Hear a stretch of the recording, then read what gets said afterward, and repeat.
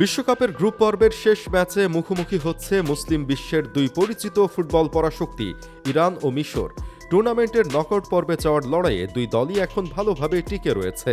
ফলে এই ম্যাচটি ইরান ও মিশর উভয় দলের জন্যই পরের রাউন্ডে ওঠার এক গুরুত্বপূর্ণ পরীক্ষা। মধ্যপ্রাচ্যের সংঘাতে ইসরায়েল ও যুক্তরাষ্ট্র মিলে যেভাবে ইরানের ক্ষেপণাস্ত্র হুমকি পুরোপুরি থামাতে পারেনি, ঠিক তেমনই 2026 বিশ্বকাপে যুক্তরাষ্ট্রের মাটিতে এবার ইরান দেখালো তাদের আরেক ক্ষেপণাস্ত্র, তবে সেটা যুদ্ধের নয়, ফুটবলের। আর সেই ক্ষেপণাস্ত্রের সামনে অসহায় হয়ে গেল নিউজিল্যান্ড এবং ইউরোপের অন্যতম পরাশক্তি বেলজিয়াম। এই বিশ্বকাপে ইরান এখন পর্যন্ত দারুণ ফাইটিং স্পিরিটের পরিচয় দিয়েছে। প্রথম ম্যাচে নিউজিল্যান্ডের বিপক্ষে ড্র করার পর ইউরোপীয় শক্তিশালী দল বেলজিয়ামকে গোলশূন্য ড্রয়ে আটকে দিয়ে নিজেদের সামর্থ্যের জানান দিয়েছে এশিয়ার এই পরাশক্তি। বিশেষ করে বেলজিয়ামের মতো শক্তিশালী দলের বিপক্ষে ইরানের ডিফেন্সিভ ইউনিটের দৃঢ়তা ফুটবল বিশ্বকে নতুন করে তাদের দিকে তাকাতে বাধ্য করেছে। ইরান এমন একটি দেশ যাদের দীর্ঘ ইতিহাস জুড়ে নানান রাজনৈতিক সংঘাত, জুলুম, সমাজব্যাপী নানামুখী শোষণ ও বৈষম্যের শিকার হতে হয়েছে। এখন বিশ্ব ফুটবলের সবচেয়ে বড় মঞ্চে নিজেদের প্রমাণের সুযোগ পেয়ে তারা মাঠের ফুটবলে সবকিছুর দাঁতভাঙা জবাব দিচ্ছে।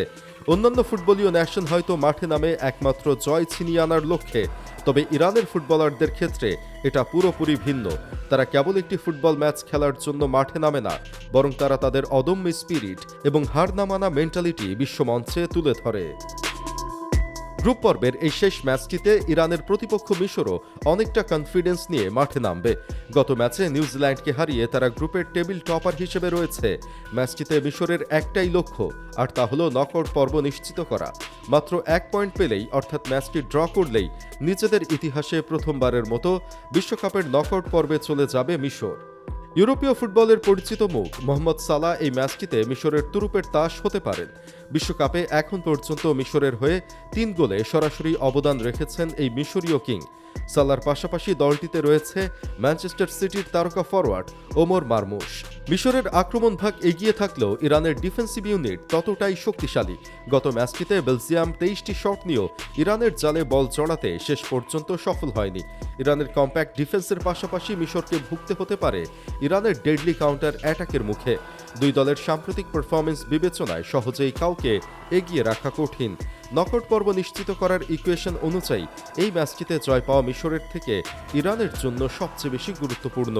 বেলজিয়ামের সাথে সমান পয়েন্ট থাকা সত্ত্বেও গোল ব্যবধানে এগিয়ে থাকায় ইরান টেবিলের দ্বিতীয় স্থানে রয়েছে। সেজন্য সরাসরি নকআউট পর্বে যেতে হলে ইরানকে এই ম্যাচে জিততেই হবে।